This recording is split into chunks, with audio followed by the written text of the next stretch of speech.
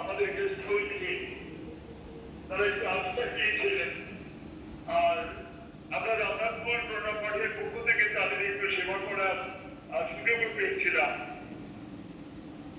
তারা এরপর এখান থেকে আশাশুনি আশ্রম দর্শন করে বাজিতপুর মঠে পৌঁছেছেন এবং পরবর্তীকালে তারা শ্রীরামকাঠি এবং ফরিদপুর শ্রীঅঙ্গন এ সমস্ত দর্শন করেছেন। আরো অন্যান্য আশ্রম দর্শন করে আজ আবার তারা বাজিতপুর মঠে মিলিত হয়েছেন। জানতে পেরে আমি স্বামীজি বিজয়ানন্দ বাংলাদেশ